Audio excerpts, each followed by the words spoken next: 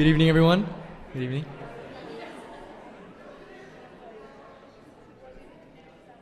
Thank you all for being here. Let's see. Okay. Hola y buenas tardes. Mi nombre es Alejandro. Soy un Aquinas Fellow y un estudiante de primer año en Emory estudiando biología. De parte del Centro Aquino y la Junta Directiva, les queremos dar una cordial bienvenida. El día de hoy, la hermana Norma Pimentel nos hablará de su labor con refugiados, inmigrantes, y nos demostrará cómo vive la enseñanza social católica restaurando la dignidad humana. Estamos encantados de contar con la presencia de la hermana Norma y bendecidos de poder aprender de ella y honrar su trabajo. Gracias por acompañarnos y que disfruten del programa. Now, I would like to invite Alice Cameron, Executive Director of the Aquinas Center at Candler School of Theology, to come up.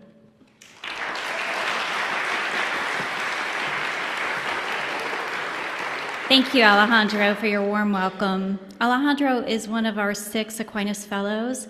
We'll also be joined later tonight by Franciscus Chang. So they're just an incredible group of students who are gathered together this spring as a community of learning for the purpose of cultivating intellectual virtues and meaningful engagement with the Catholic intellectual tradition. So we're so grateful our fellows are here tonight. Thank you.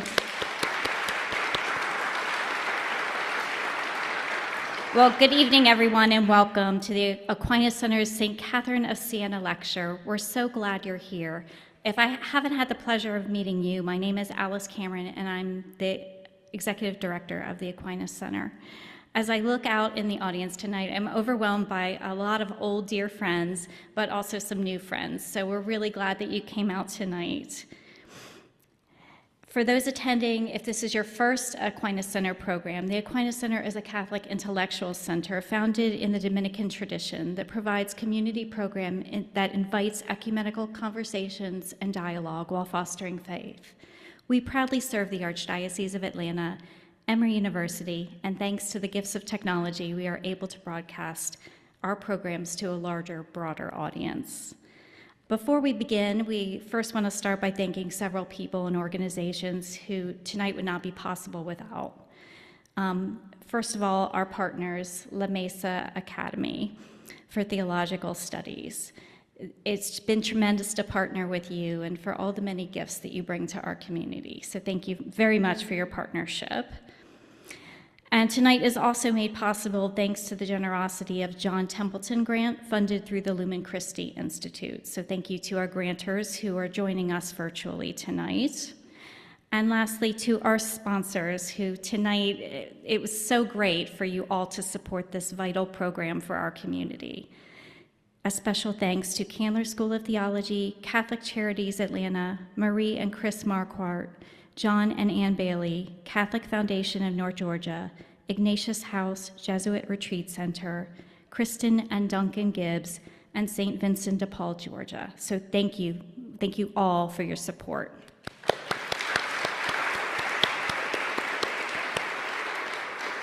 And then also thank you to Dean Jonathan Strum, who is here tonight. Candler has been a tremendous and ardent supporter of Aquinas Center over the years, and we are so grateful to Dean Strum and for the many opportunities we have to collaborate. So thank you.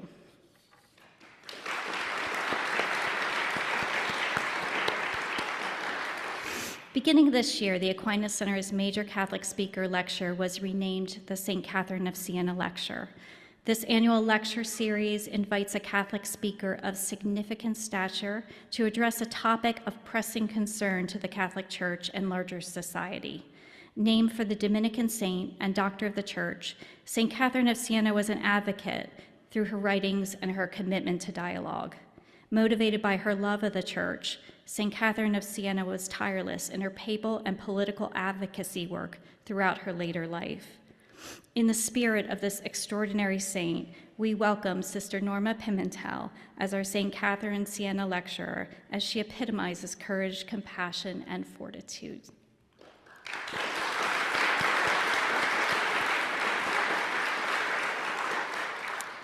So at this time, it's with great pleasure that I introduce Reverend Dr. Joanne Solis Walker, who will introduce tonight's speaker. Reverend Dr. Solis Walker serves as the Associate Dean and Professor in the Practice of Leadership at Candler School of Theology, Emory University. Joanne is a practical theologian with extensive experience in leadership, global missions, pastoral ministry, and she is known for her innovative work in Christian higher education, particularly in developing theological programs for diverse communities, both in Spanish and in English. A frequent speaker at theological institutions, universities, and churches, both within the U.S. and globally, Joanne holds a PhD in organizational leadership and development with an emphasis on ecclesial leadership. Please join me in warmly welcoming my colleague and dear friend, Reverend Dr. Joanne Solis Walker.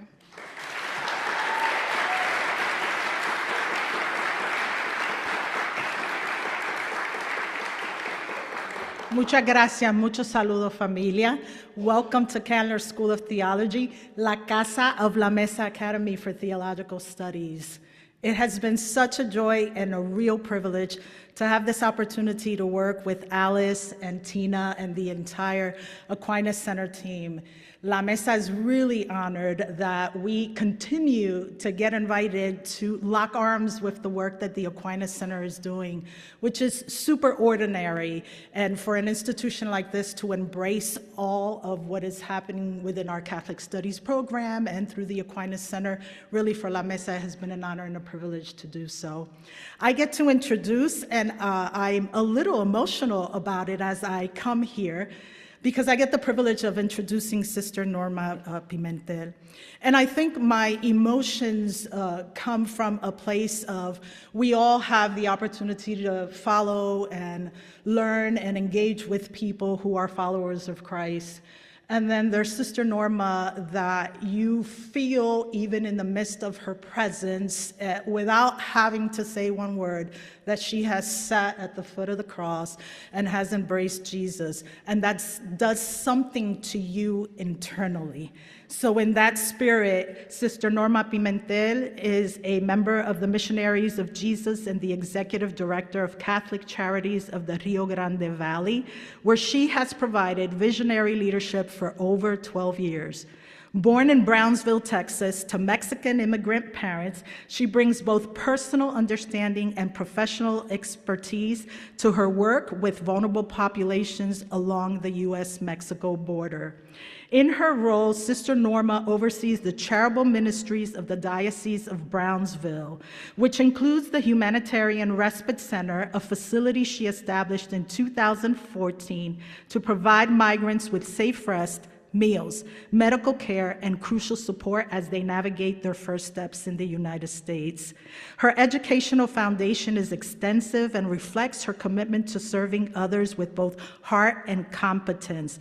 She holds a BA in Fine Arts from Pan American University, a Master's in Theology from St. Mary's University in San Antonio, Texas, and a Master's degree in Counseling Psychology from Loyola University in Chicago, Illinois.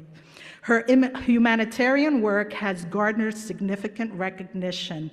In 2015, Sister Norma received the Martin Luther King Jr. Keep the Dream Alive Award from the Catholic Charities in USA, as well as awards from the University of Texas Pan American and the Texas Medical Association. She was also nominated for Texan of the Year, and Texas is big, so this is a big deal.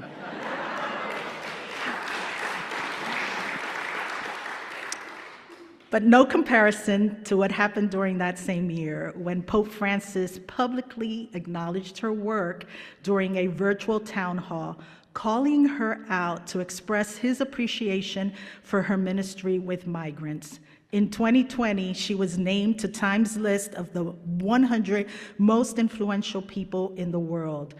Despite widespread acclaim, Sister Norma remains committed to her mission, restoring human dignity to those who have suffered, grounded in gospel values and Franciscan spirituality. Qué honor es para nosotros recibirla. Let us receive Sister Norma.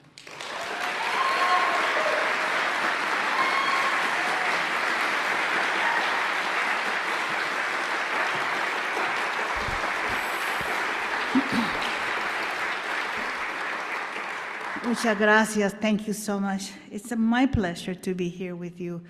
and to share a little bit of what I've done in this couple of years in my life. And so, Pope Francis was dear to me, and he became present to me because the one thing he said to me that day that he called me out, which I was not expecting, I even told the senior producers, will I even say hi to the Pope? And he said, no, he doesn't want to talk to no one but the refugees, the children, and the moms. And so basically the moderator actually went around the room after he spoke to them and said, well, Holy Father, we have the mayor here and the bishop and the sister and and he said, un momento, yo quiero conocer a Sister Norma. And I go like, oh my God. It's me. Talk about going to heaven and come down in 1 second, right? And then he tells me, I don't know what he said because I was somewhere, like they say, cloud nine somewhere, and he was talking, and then at the end he says, no sé si está bien que un Santo Padre diga esto. I'm not sure if it's okay for a Holy Father to say this, but lo voy a decir como quiera. I'll say it anyway. Te quiero mucho. Would you believe that? Wow. So because of that, I got branded by the media as the Pope's favorite nun. Even at the Vatican, when I was invited to speak several times, they would introduce me as the Pope's favorite nun.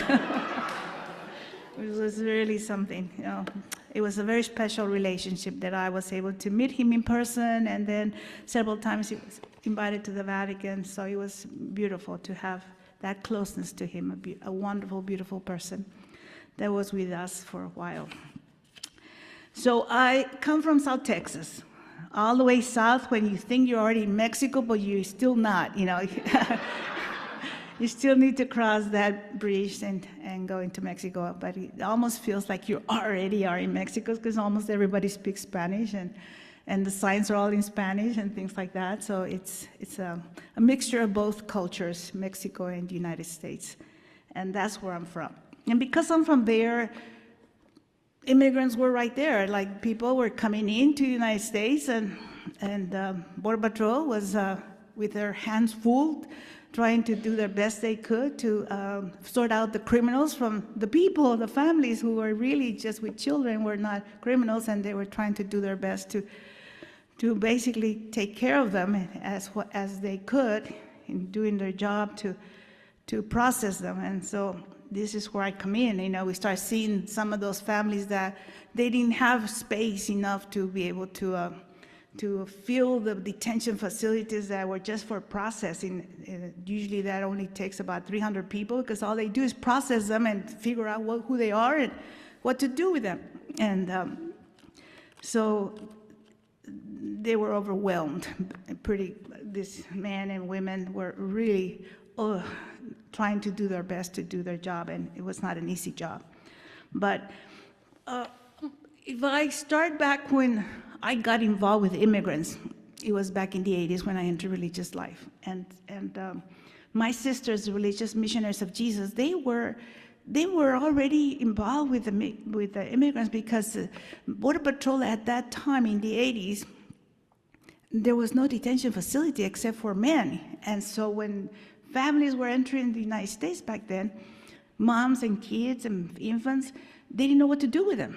So they would call the convent and say, sister, is it okay if I can take you, this family, this mom and this child, because we've processed them and they can go ahead and travel to wherever they're going, but we're releasing them. And so sister would say yes. And so when I entered, there was always some family there with us, being part of our community.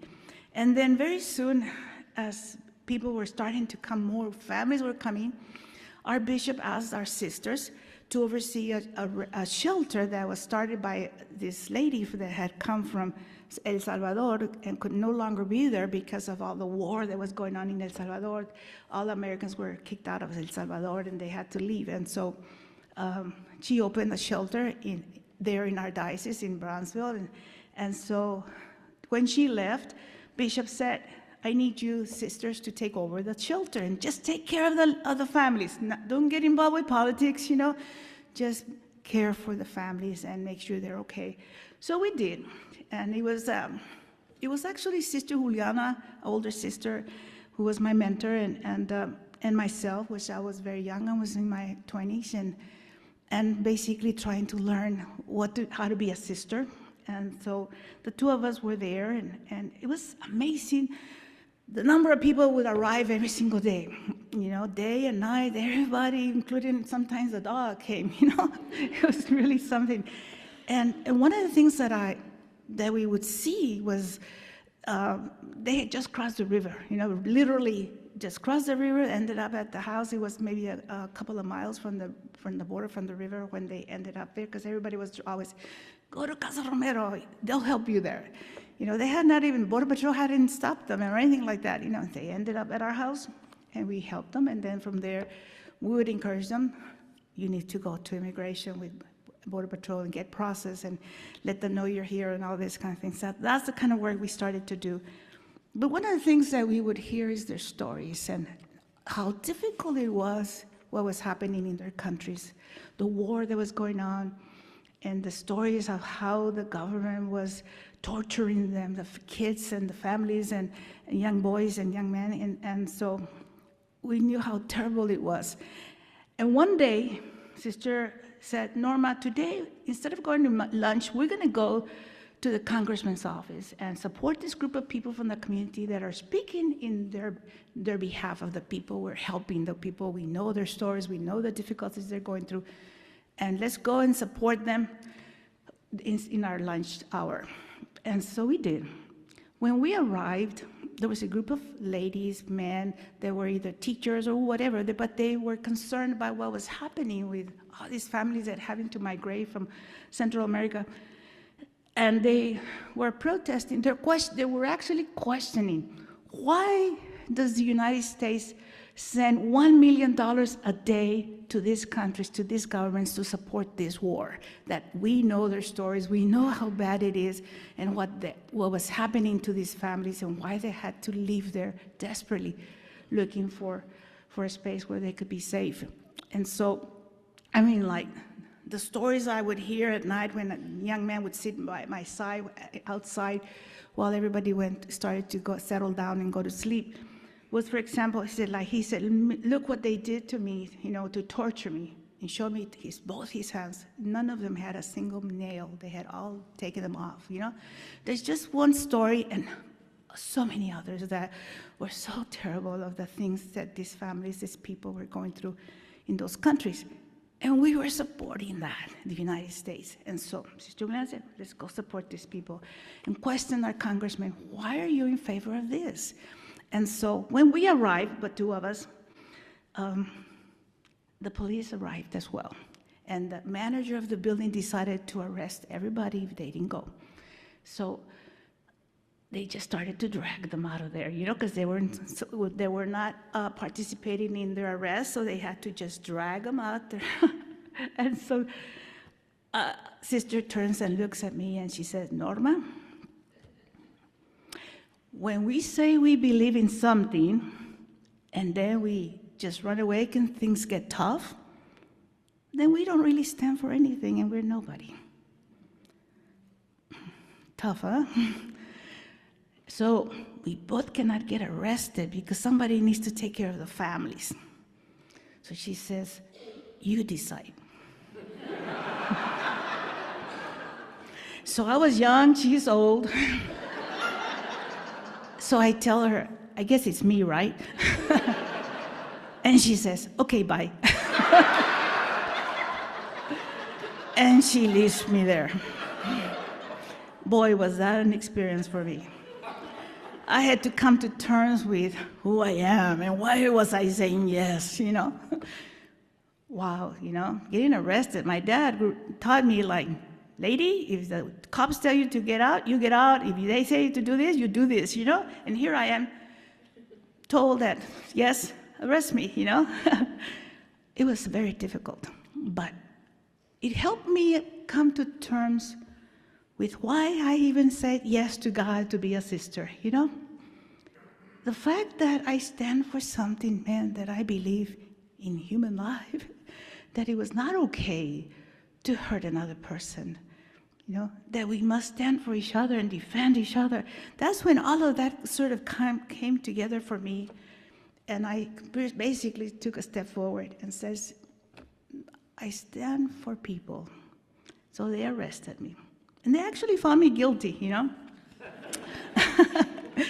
And mostly because, the story is amazing, because the attorneys there was no basis, because they didn't want to base it on the fact of why I was there, but the fact that I was told to leave and I didn't, Because of that, the prosecutor was found a way. They even created evidence that was not even true. It's interesting. I learned a lot about the judicial system, But in any case, the day after I was found guilty, they appealed the case, and the case was dismissed.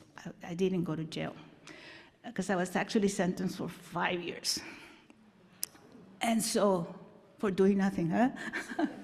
But anyway, I got a call from the professor of the university to ask me if I would be willing to go and speak to his students. And I said, sure, to share my experience and what I did. And then he tells me afterwards, I want to share with you that the prosecutor that found you guilty was my student. And when this happened, she came to me crying. And she said, I feel so ashamed, because everything you taught us to stand for, I wasn't able to do, because they told me if I didn't find her guilty, I would lose my job. And yet she did. She stood for what she believed. So he said to me, I thought you should know that. So sometimes we find ourselves in situations where we must stand for what we believe. And sometimes I think those times are now. They're not easy today, They're very hard. And I wondered, and I asked myself, why is this happening, Even the day that we had an election, I said, everything that I even asked God, why? Everything that you stand for and I have dedicated my life for, and it's almost as if throw it out it doesn't matter anymore. I just don't understand how do we respond to what is happening today? And I come to answer that for myself through prayer. Because I realize I'm nobody to understand God and to understand what He wants of us and why things happen. So I chose to start my day every morning, my very first hour, after I take care of my dogs. Because they come first, whether we like it or not,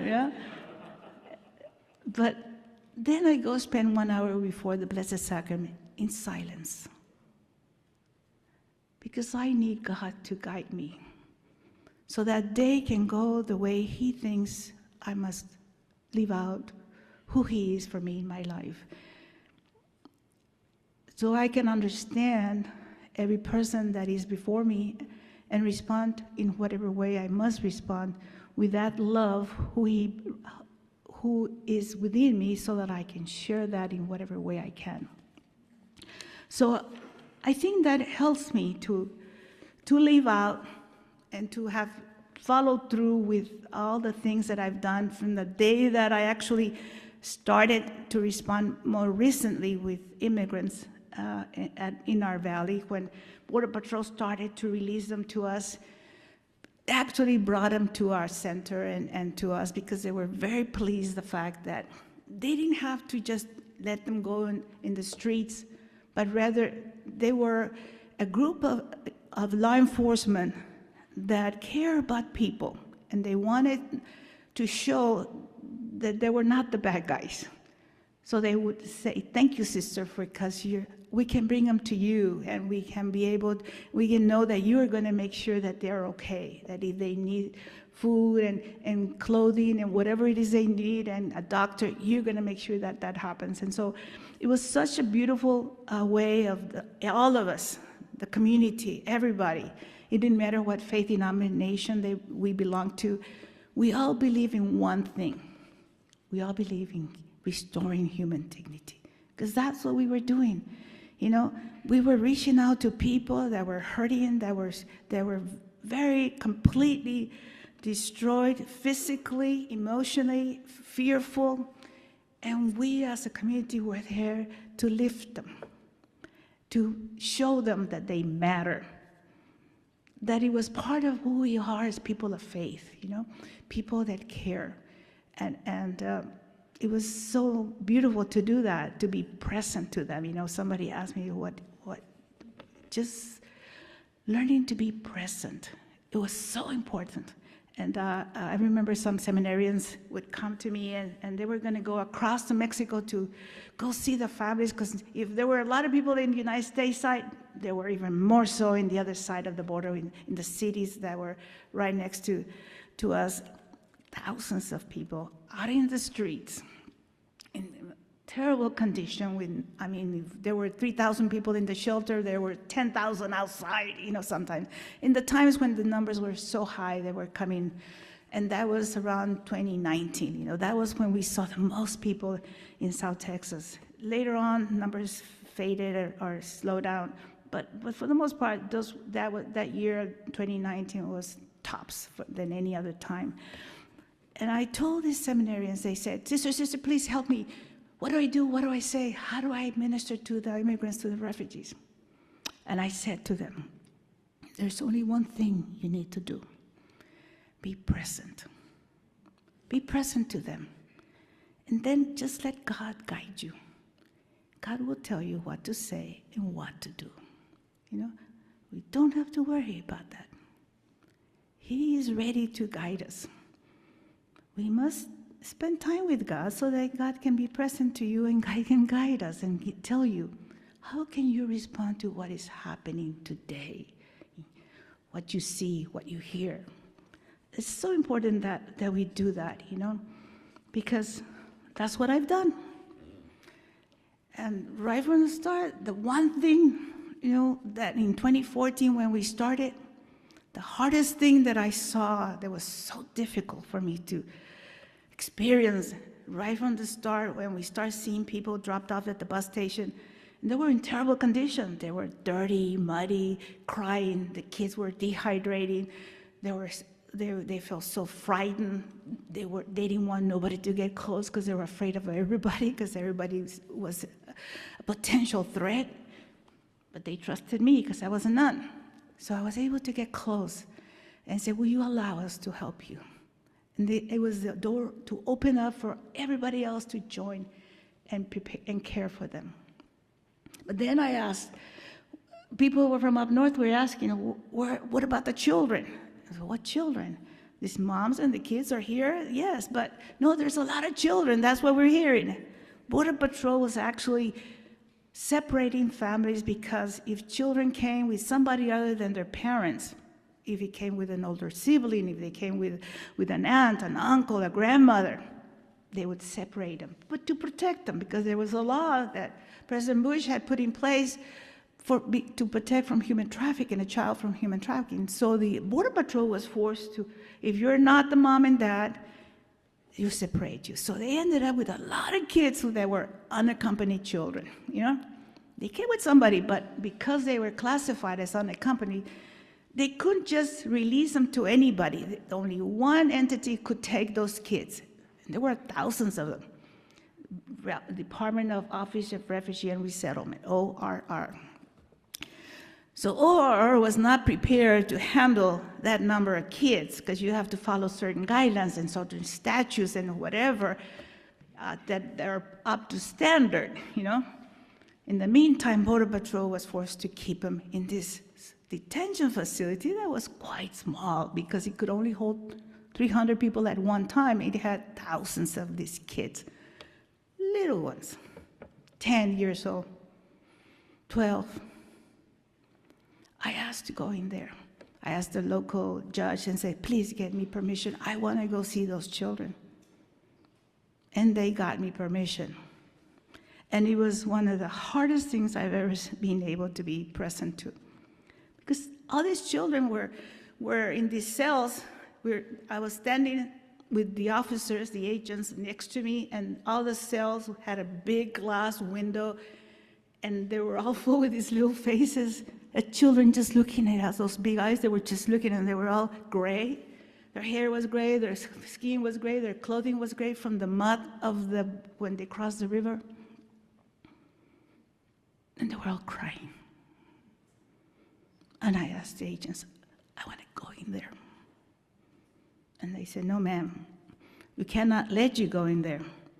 Please, I want to pray with them. So they looked at each other, and how can you say no to a nun that wants to pray, right? So I got myself in. But it was not easy. I walked into it, barely could get myself inside of one of the cells. They had hundreds of the kids there. I could barely get myself inside into the middle of them. How tight it was. They could not even sit down or lay down, and they were not there one day. They were there weeks. Here in the United States. I couldn't understand that. Why wasn't there a plan B? Why isn't the National Guard here, responding to this emergency? National Red Cross got mad at me because I said that on TV, But it's true, because they hadn't declared a disaster. What you have to do is come and see. They were all crying, pulling my dress, telling me, sácame de aquí. Please get me out of here. I want to go with mommy. So I started to cry with them. And I said to them, vamos a rezar, let's pray. And they prayed with me. Repeated afterward, Diosito, ayúdanos. God, help us. And you hear them repeat every word. The agents were looking inside. They were in the window from the outside. And they too were crying. It's hard. That is the toughest thing about when you see human suffering and a child in those conditions. I can never forget that, because that is what grounded me truly of the importance that we have to defend life, to speak up, to not stay silent, to do something. Because it is us that are doing that, because we are the United States. And if that is happening, it's because we're not speaking up. And we're allowing things to happen. And that is not okay. Because we must take every day, do our part, every single one of us. I know he calls on me all the time, and I'm sure he'll call you too. Just gotta give him a chance to talk to you. Because if we all do it together, things will change. It's the power of God, the force of God, that moves us forward, that gives us the courage, even when we're afraid. Because I was definitely afraid that day they took me, But we do it because that force of God, we know is the force that we must hold on to. It is why we're here. To make his presence, his kingdom real today. And it starts with our families, with how we treat one another, how we welcome each other, while we're present to one another. Let's not take life for granted. Let's not take God for granted. When I walked out of that room with the kids, the agent in charge said, "Thank you, sister. You helped us realize they're human beings." Somehow, we might lose sight of that. We don't see their humanity because we're so caught up in our own world. why we want to stand as important when there's only one thing that matters in life, you know? It's us, you know, people. And how we treat each other, how we protect each other, how we make life, God present in our lives the best way we can. How do we deal with things that happen in our lives and do our very best to make the best of it? You know, I think that's what we must do. You know, one of the things that I always did when I was at the center, right at the beginning of when we started helping them, welcome them to our center, the one thing, as soon as they arrived, you would see how they entered with almost not knowing where they were entering, but they were told to go there, so Border Patrol dropped them off. And as soon as they walked in, they see the statue of Mary and Jesus, and they kneel down and start crying and say, thank you, God, Diosito, gracias, Diosito, gracias. And you see that transformation happening to them, where they felt a person again, because we started to welcome them and show that they matter. And the very first thing when I would they would sit before me just to take down their information, their name, and some information so that we know where they were going and that we could help them connect with their family. The very first thing I would say would be, ¿Cómo estás? How are you? And in that moment, it's almost as if I gave them permission to be themselves, and they would start to cry. And you would see fathers that would break into tears right before me, right, big men that would say, fue tan duro. It was so hard, the trip from Honduras or Guatemala or wherever they were coming. It was so hard.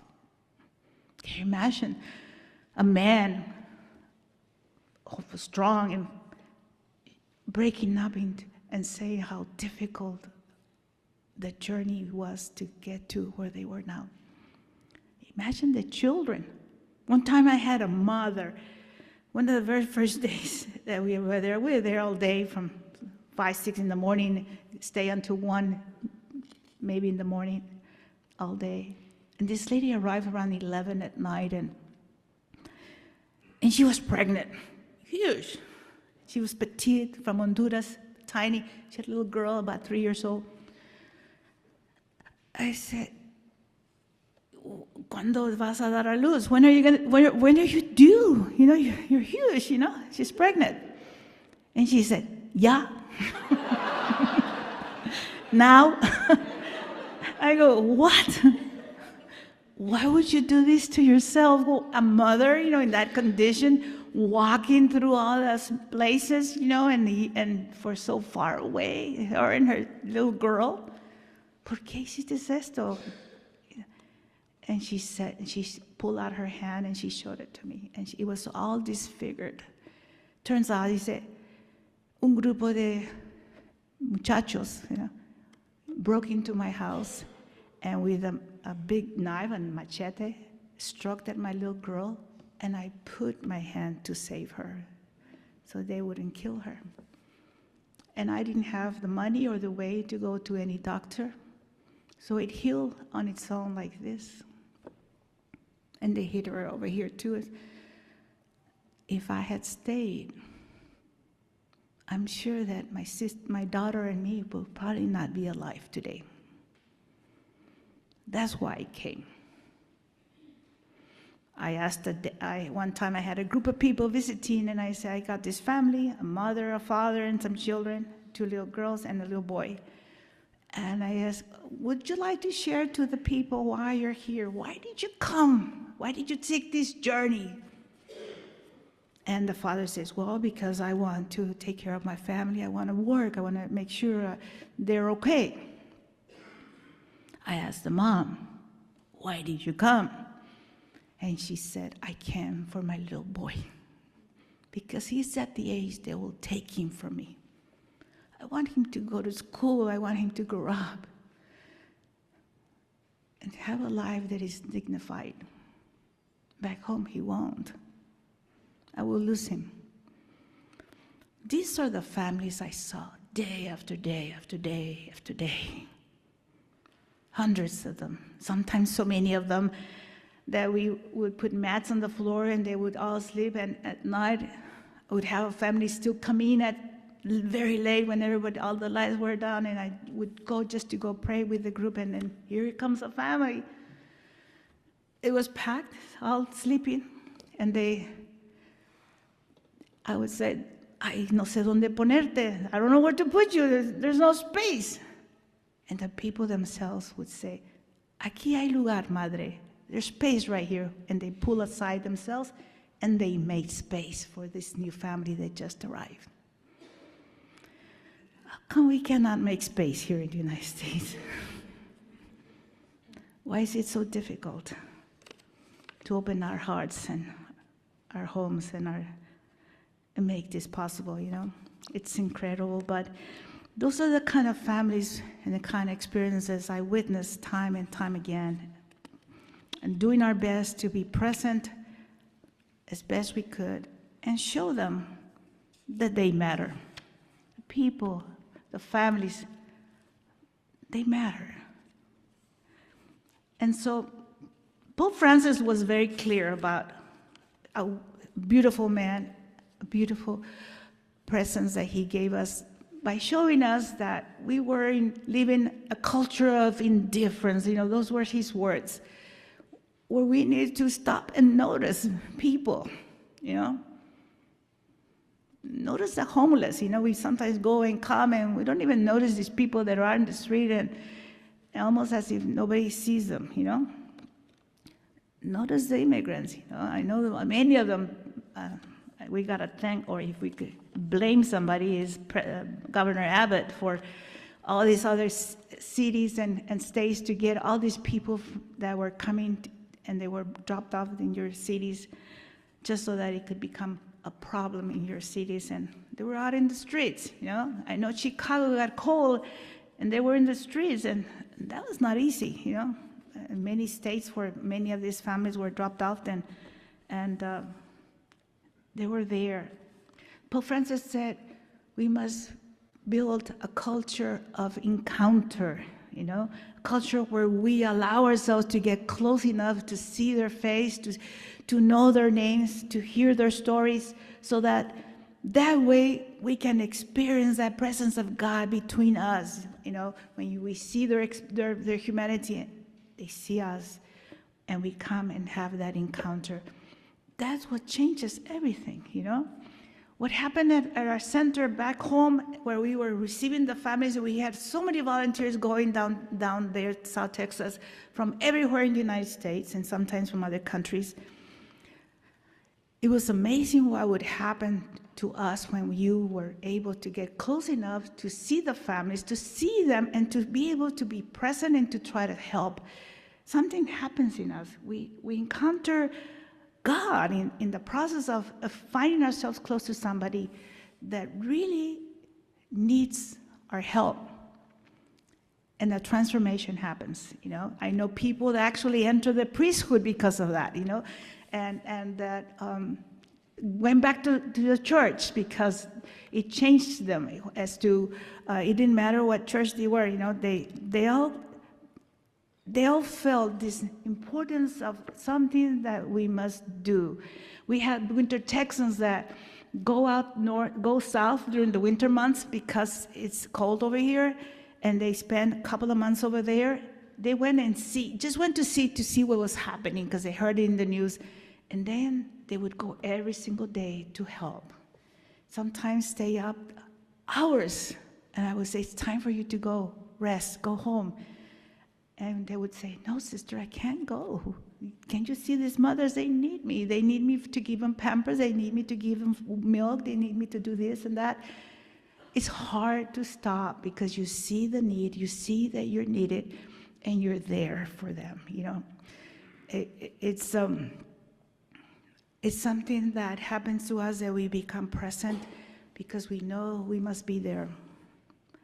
So Francis was beautiful in letting us know that We must be able to reach out to the peripheries, which meant all those people that we tend to ignore, that we tend to not welcome into our life. We must open our hearts to them. Those are the peripheries. But anyone that is outside, we must be able to include. We must not close our hearts to anybody. That's why it was so clear for me when he says, we must invite everybody to be part of us. Nobody should be left out. What's more important is the person. More than the doctrine, more than the policy, is the person. That comes first. He said, todos, todos, todos. He would say that a lot at the end. Everybody must be part of who we are. We cannot leave anybody out. When we start to exclude somebody, it's not okay. Then we have Pope Leo now, that he's pretty much following up in a lot of the things that he has said to us, that Francis started and Leo is following, but with a very clear message that is helping us with a lot of courage to be that leader that says that the most important thing today is peace. And it is not okay to see so many people suffering because of there is no dialogue, there is no way of coming to find solutions that work for everybody. And he's speaking up to that. He's asking us to be part of that, to be peacemakers, right? To dare to say that there is a better way to do things, where we all can be okay, where we all can really hold, it's not just not have conflict, but rather for all of us to believe in justice, for all of us are treated with respect and with the dignity that is given to us by God.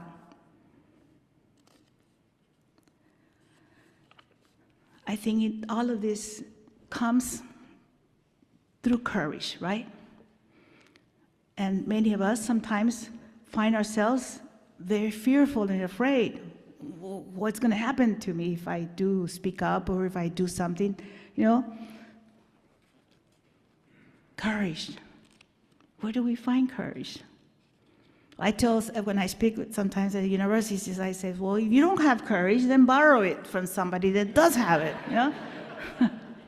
until you get your own, My work, Hang around with those that do have it.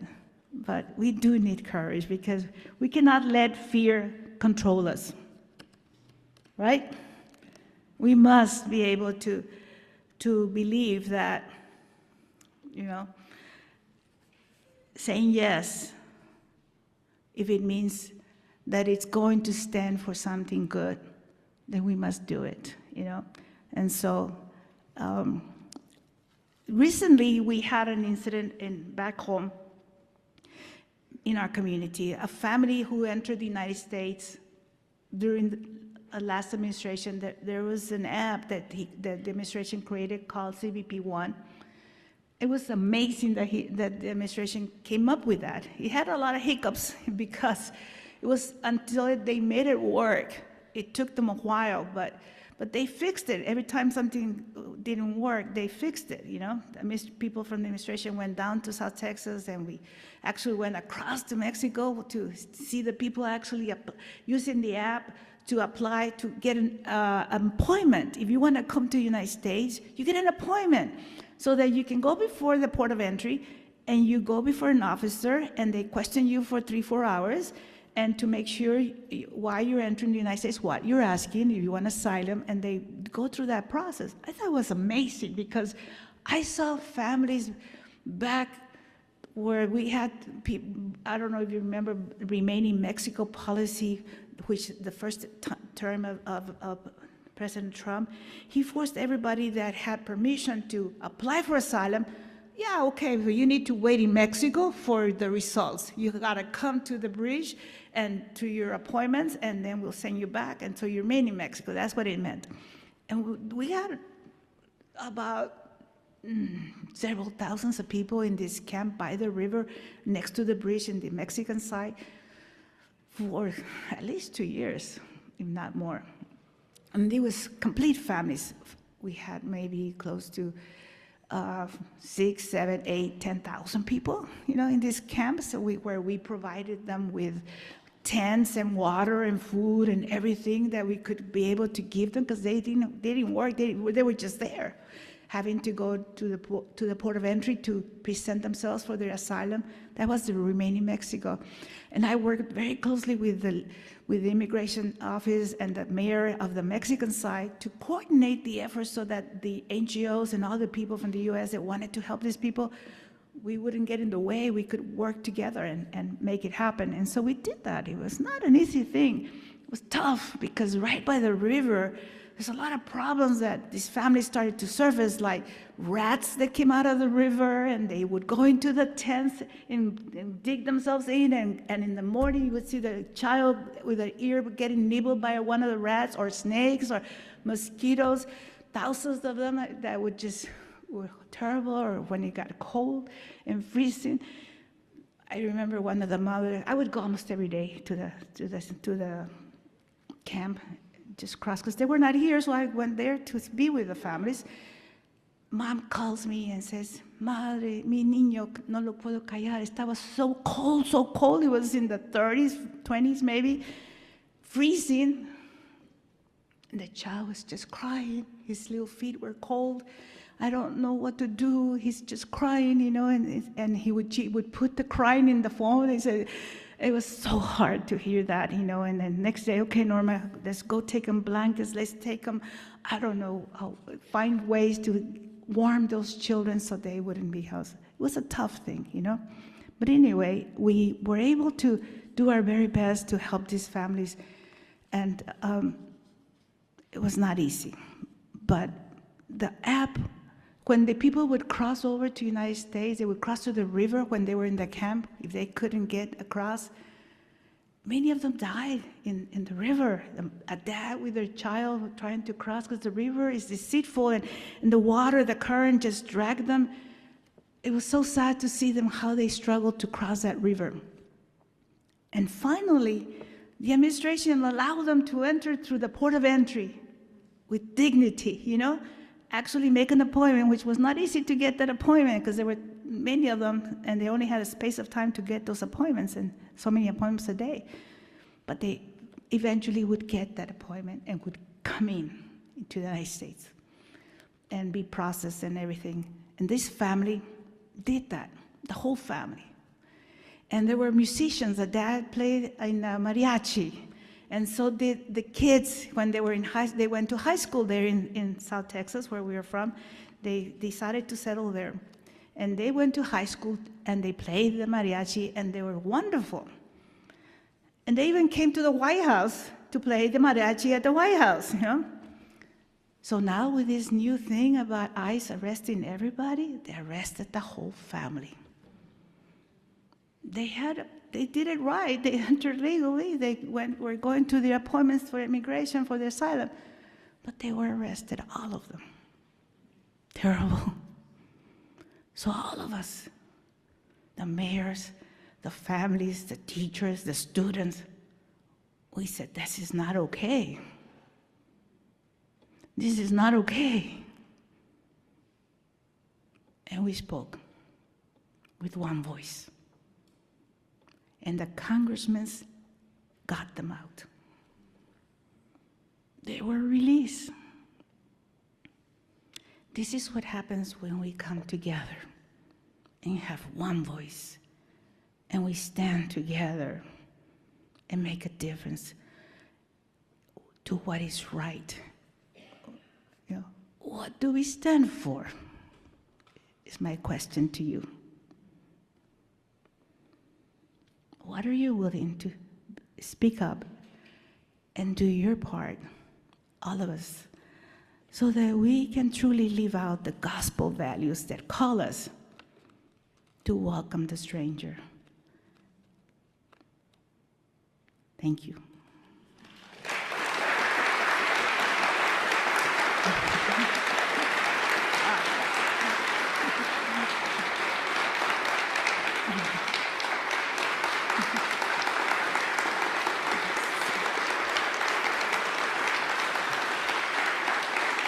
That's it. I think we're going to do questions, right? Muchas gracias. So, you want me somewhere else? Oh, You're going to move this out of the way? We're going to have you sit up here. We're going to take a few minutes to reflect on the inspiring presentation we just heard. And also, Franciscus has some papers and pencils. If anyone has any questions, he'll be passing out blank papers and also collecting questions. So we'll take 5 minutes and we'll set up the stage area. So we'll be back in 5 minutes.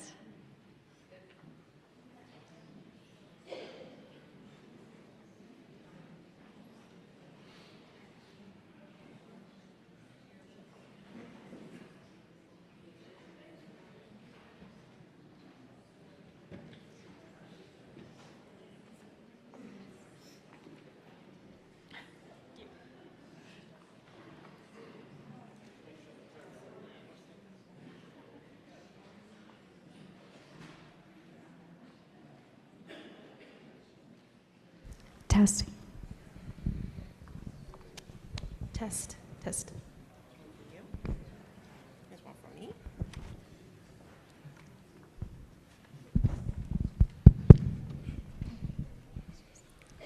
¿Cómo están? Bien.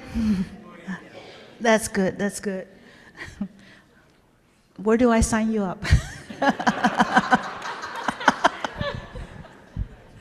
You know, I spoke at King College in, what is it, around New Jersey or something like that. All the kids, where do we sign up, sister? Yes, we do need to. Yes. Questions? How are you going to do? Yeah, you've got the super rock star mic.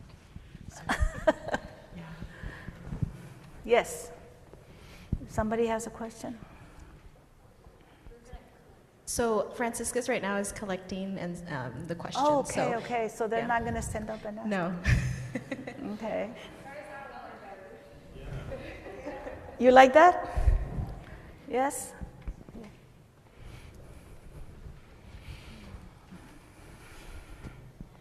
Well, while we wait for everyone to write down their questions, hello, my name is Jackie Rojas. I'm currently a student here at Candler School of Theology. And as you were speaking, I've been learning a lot about Catholic social teaching in one of my courses, especially about Francis's idea of encounter. And so a question that came to me was, in your ideal world, how can we even begin building a culture of encounter in the U.S.? You know, let's say that question again. How can we begin? What are the first steps to build a culture of encounter in the U.S.? It starts with saying, oh, I have a mic, right? It just starts with saying yes, you know? That's it, you know, to always open yourself to welcome others, you know? Welcome everybody, even, especially in your family. I think that the way you welcome each other and hear each other and are present to each other is so important, you know? Put into practice the gospel values, you know, of very down to just simply know how to love others, you know, by acknowledging them and hearing them and being present to them. It starts with that, because once you're present, then you open yourself up to then respond to whatever the need is, you know, what the person needs, you know. So I think that encounter happens. Not be afraid to get close and to see the person, you know.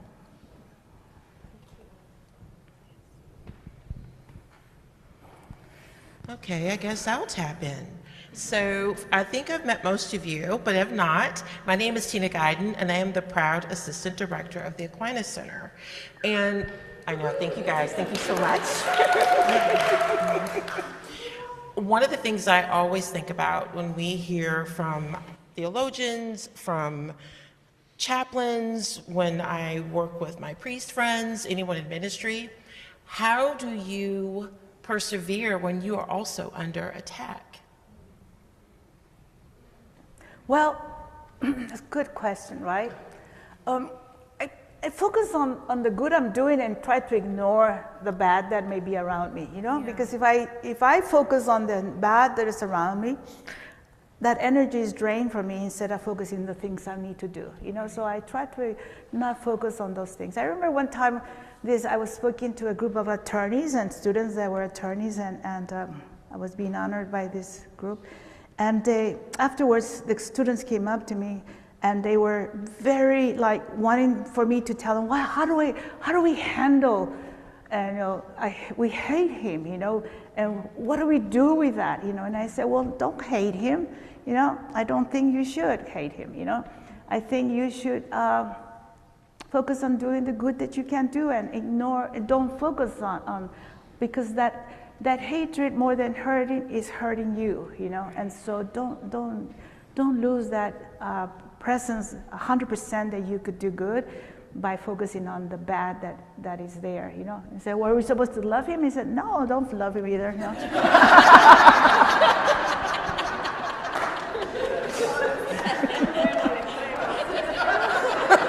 Oh my God, today. You have to be honest, right? Okay. Thank you, Sister Norma. Well, you can't do what you can't feel, right? Right. Amen. Amen. Thank you all. We have such lovely questions, so I'll begin.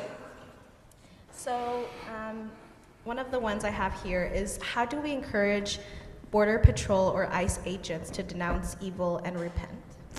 Oh, I guess the way you would do it with anybody else that might find themselves caught up in their own world in a negative way, it's not necessarily them, because I don't think that every agent is bad. I think most of them are good. There are exceptions, and those exceptions,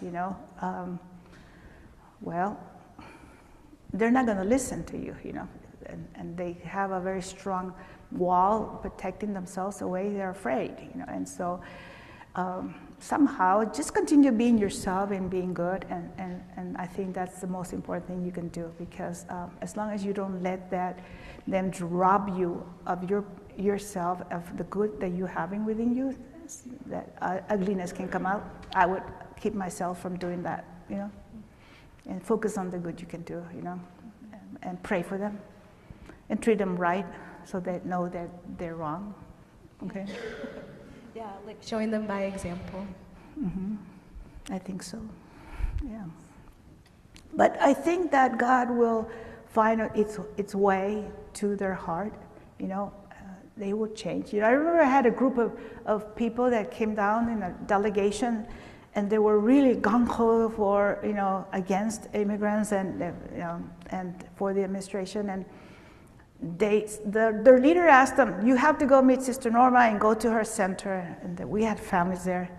And they came in, and they were very angry to come in. They didn't want to even see the immigrants or the families or anything.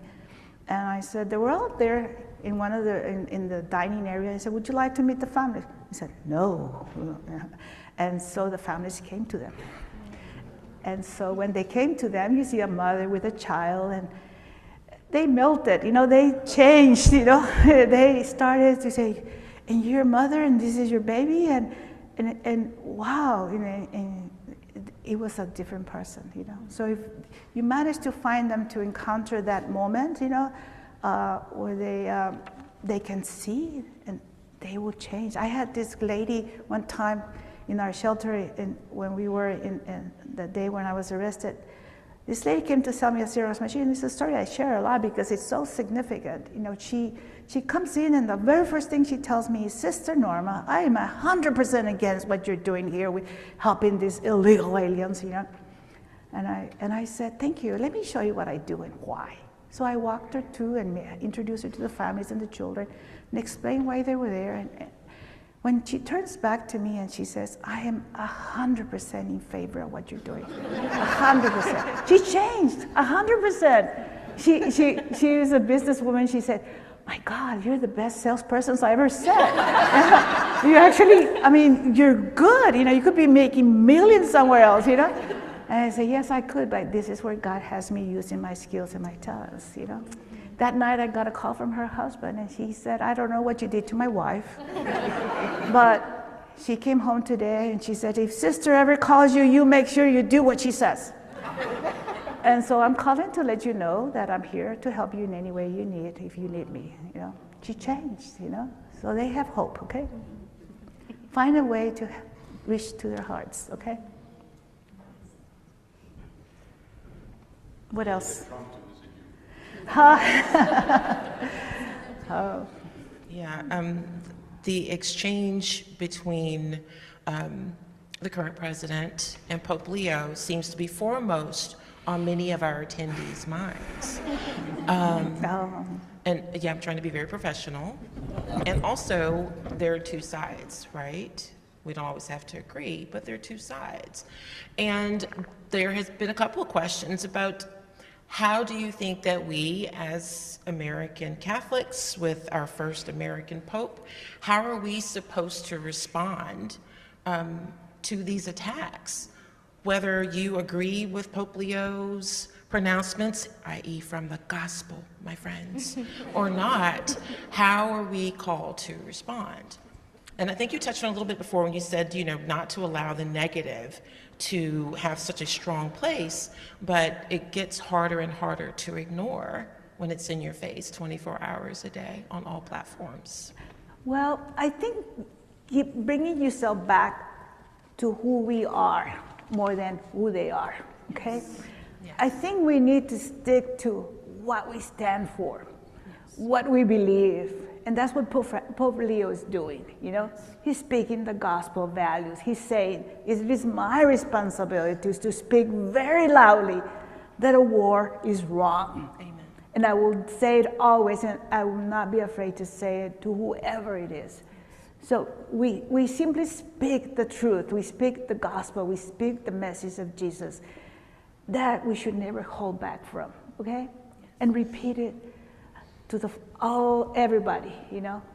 It is the gospel. It is not politics. It is the gospel. It is love is what the gospel, and this is who we are, and we must always be, okay? Stick to that. You heard what Sister Norma said. No, Pope Leo, okay? Because she's his favorite. Francis.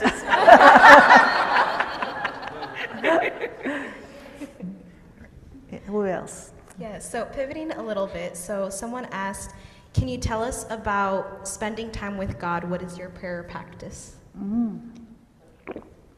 Yes, I spend 1 hour every morning before God at the Blessed Sacrament in silence. I don't think we need to say anything. We just need to be quiet. We need to be His presence in adoration.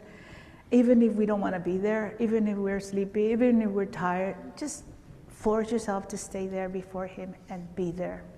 Believe me, something happens, you know? And so I think that's the best way to do it, so that we don't interfere in what God wants to do with us, you know? I think that's the best thing. Of course, during the day, you can do many other things. Pray the rosary, go to Mass for sure. I think the Mass is so important. Receiving the Eucharist as often, if possibly every day, that would be amazing, you know. But definitely, there's so many other things you could do. Our prayers that people like to do in the morning, at night, you know, before you go to bed, and examination of conscience. All those things help us. But what I find the most helpful and really prepares me for the day is spending that time before God every morning in silence. Do you find that you need the whole hour to enter into the silence, or how do you? It's not that I need it. I think that discipline myself to just be there before Him for 1 hour He's that important to me that I'm willing to do that.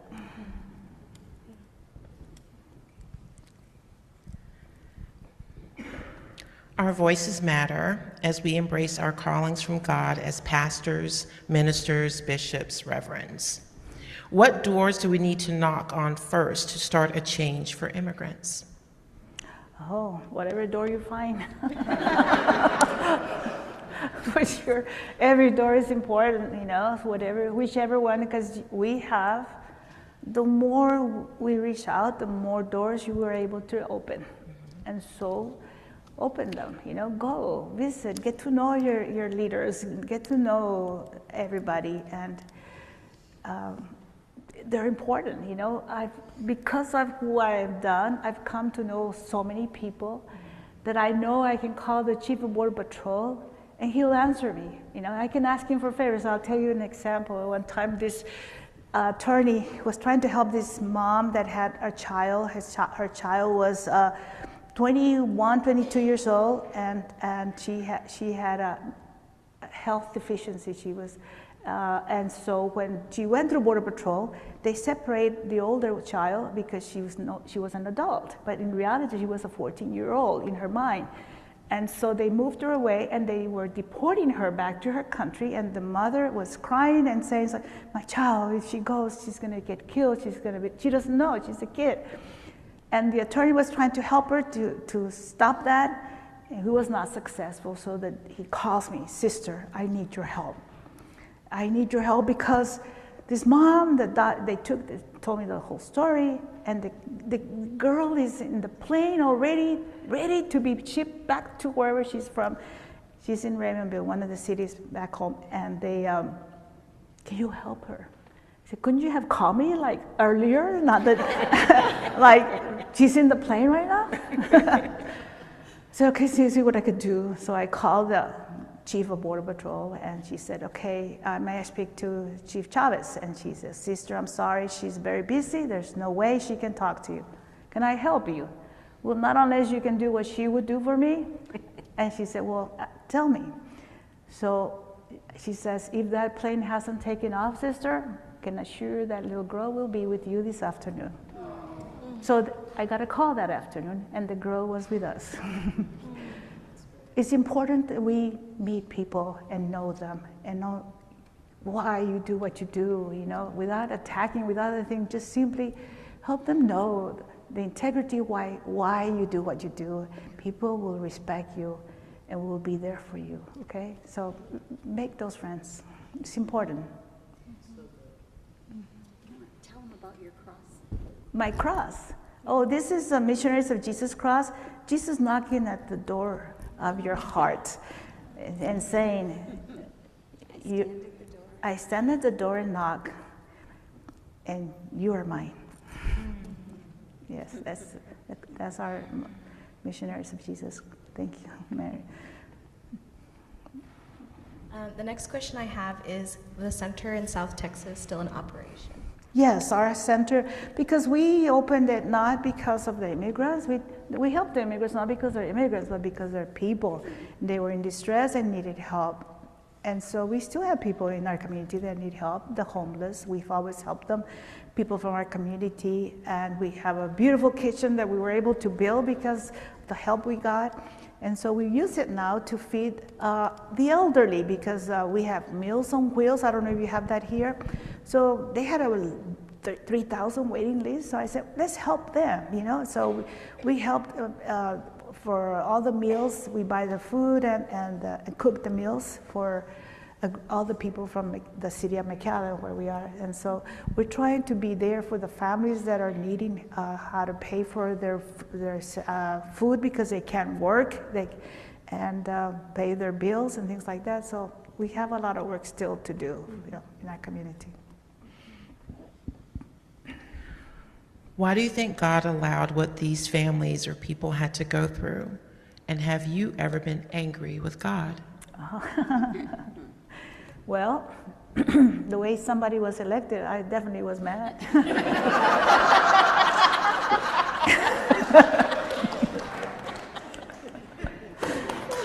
But so I don't know that God allows it. I think it's that evil exists in our world, and He has us to help it, deal with it, fix it, We are here to do that, If He intervenes, then we don't do our part, And we're not doing it, so we must find ways to make that happen.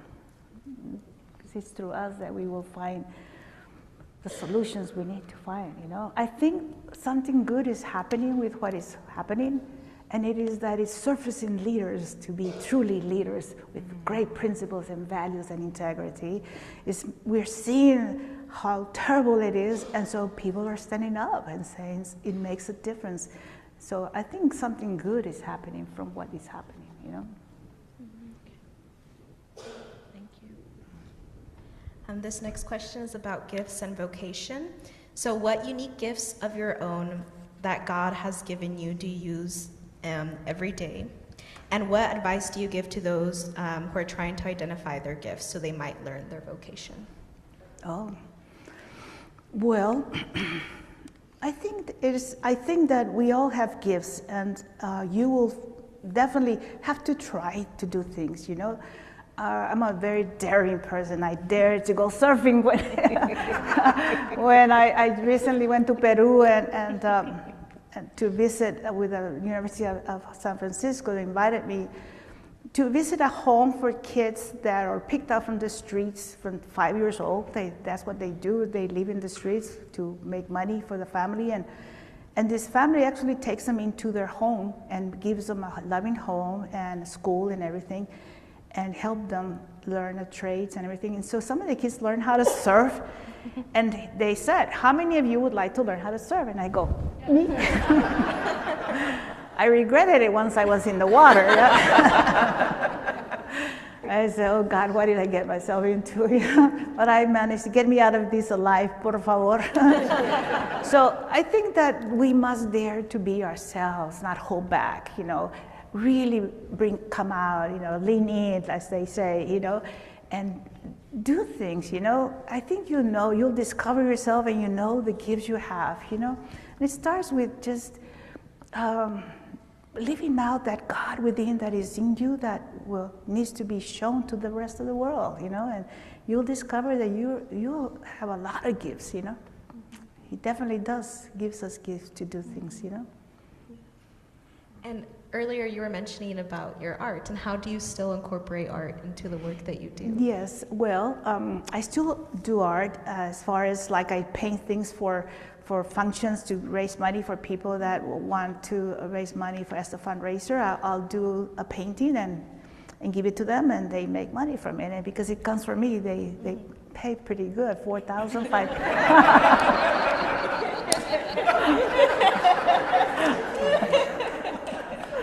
It's good, you know? Perfect example of using all your gifts and talents to fundraise. Yeah. Okay, so I get all the hard ones. Okay. What do you say to folks who do not support welcoming the strangers as voters? Oh, voters. I don't follow that question. I think that, and I know I've had conversations with well-meaning people who feel like there's a right way to do things to come to the United States, or we have a finite amount of resources, so why do we make space for anyone else when these illegal aliens come to our country and take away from hardworking Americans? How do we, what advice do you give those of us who say we are Christians, people of goodwill, who cannot understand this notion of welcoming the stranger, especially if there is a politician who promises to keep those people out? I don't know. There isn't we're the wealthiest country in the world. I don't think that we have a problem with money or resources. That's the least of our worries. But I think we allow ourselves to fall into this fear that there's a limit of how much we have, you know, and so we close our minds to not be welcoming and not to give. Because one example that I'll show you that at the center that we had, the volunteers were controlling how many Pampers would give to every mom that had a child, and we say, okay, three Pampers through mom and per child, and then the mom would come back to me and says, sister, I need Pampers for my child. I said, we already gave her, sister. And I said, well, give her, she needs the Pampers, you know. It's not like she's making it up. She needs the Pampers, give it to her, you know. I said, from now on, we don't control the Pampers, okay? You give it if they need it.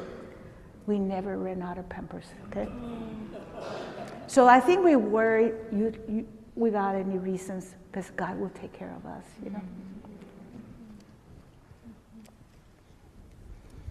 These two questions I'm going to combine. So, what can we do in our community to restore human dignity, and why is it so hard to see humanity in everyone? Well, I guess it's like those agents, you know, they were so gung-ho on their job and following the rules that they lose sight of the fact that they were working with a child, a family, a person, you know. We need to wake them up. We help them to see.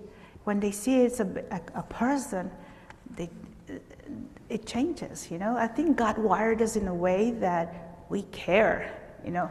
Just because we see it, and we see that most people, when you see somebody in distress, it's our nature to reach out and help, you know.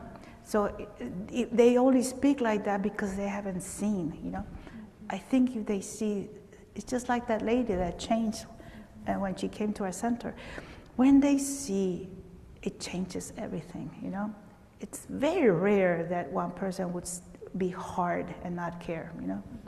I believe the most of us, this is how God created us. So no matter what a front we put and all this shield, that breaks when we see the human person, okay? The agents changed when they saw the children praying, you know, and seeing them up close. They were persons, you know.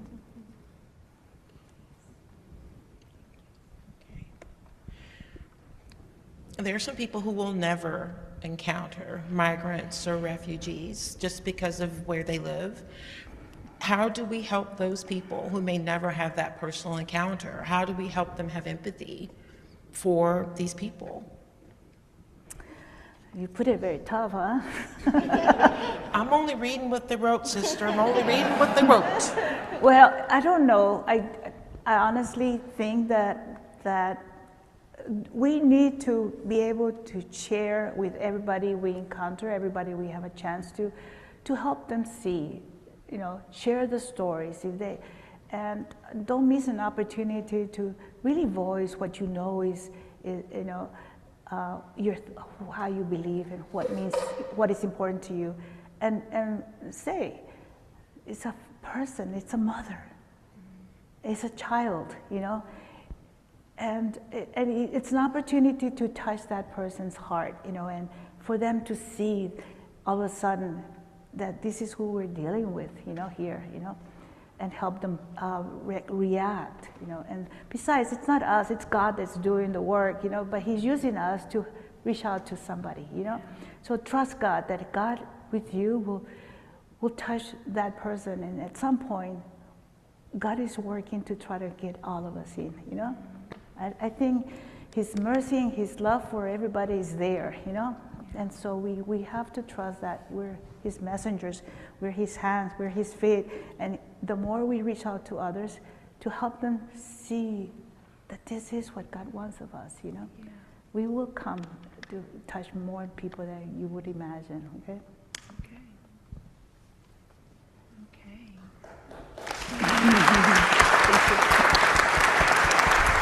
So let's get to work, huh?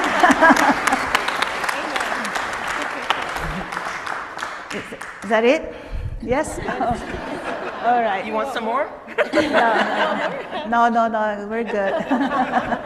Well, thank you, Sister Norma, for being here tonight and for inspiring us and for challenging us to have courage. So thank you very much. You're welcome. Thank you, everybody. Gracias. Thank you.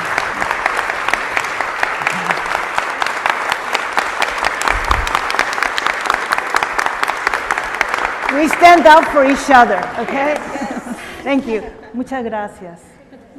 So just a few brief words before we end tonight. Just to thank, first of all, Tina and Jackie, who are a joy to work with and incredibly talented. So thank you so much. And our partners at La Mesa, your entire team is amazing. and also to Sister Mary Praninsky and Xiomara Mendez Hernandez. Thank you for all you did to volunteer tonight. Thank you. And then lastly, to our fellows and to all who came and our board of directors, thank you so much. We would like to invite you now to join us for a dessert reception downstairs. We wanted to end tonight and celebrate the good work that's being done locally through nonprofits on the issue of immigration, and they really are the boots on the ground. So go downstairs and also see the other nonprofits whose mission and values align with Catholic social teaching and accompaniment and offer hope in a myriad of ways. So please join us downstairs to continue the celebration. Thank you for coming tonight.